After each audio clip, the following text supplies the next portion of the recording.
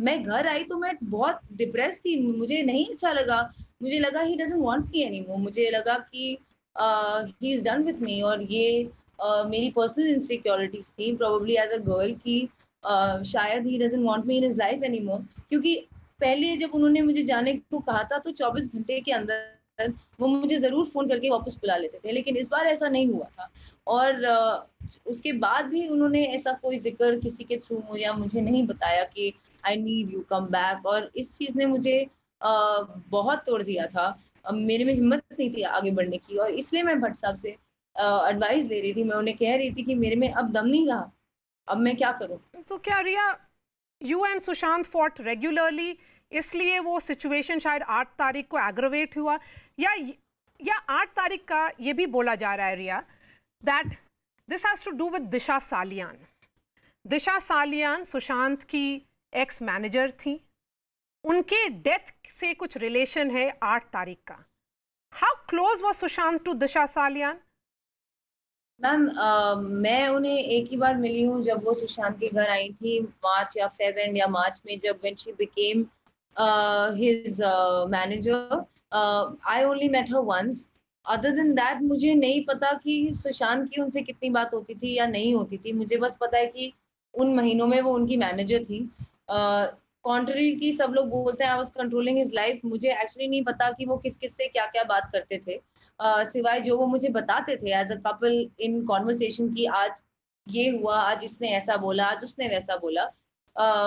तो I really don't know कि ऐसा कोई कनेक्शन है उनके बीच में, ऐसा कुछ हुआ था।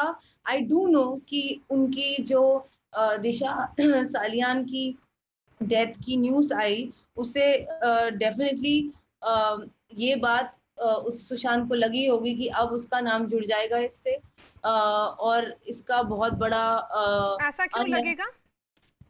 क्योंकि वो उसकी उनकी मैनेजर थी, और ऐसा इसलिए लगेगा क्योंकि मैम आज मेरे साथ भी यही हो रहा है ना। अगर आप किसी को जानते हैं और आप इस इंडस्ट्री में हैं, और Sushant is a much bigger star, और आपके क्लोज सराउंडिंग्स में किसी के साथ कुछ हो जाता है तो आपका नाम नाम ड्रैगन ज़रूर होता है। यू और नो, आज यस गो अहेड। और मुझे एक्चुअली मैंने सीबीआई इंक्वायरी इसलिए माँगी थी, और एक्चुअली इसीलिए मैं बार-बार ये कहती हूँ कि 8 से 14 के बीच में ऐसा क्या हुआ जो मुझे समझ में नहीं आ रहा कि अ, ऐसा स्टेप अगर उसने लिया है तो क्यों लिया है, और अगर इसमें कोई फाउल प्ले है तो definitely we want justice for Sushant. You know, how much impact did Disha Salian's death have on Sushant Singh Rajput? Ma'am, I was not in touch with him then, and I was not aware of what was going on. Like I said, मेरी खुद की मानसिक स्थिति, anxiety attacks चल रहे थे। I was trying to heal, और मुझे उस वक्त लग रहा था कि सुशांत मुझसे बात नहीं करना चाहते हैं, और वो मुझे अपनी ज़िंदगी में नहीं चाहते हैं। तो मैं उस हर्ट और पेन के सिचुएशन में थी। So I don't know, and I want to know. Okay, so on the allegation of hard disk destruction, आपने कहा है कि it's a concocted story, much like several others doing the rounds. So are you suggesting that these stories are being fabricated to malign you? And who, according to you, is doing this and why?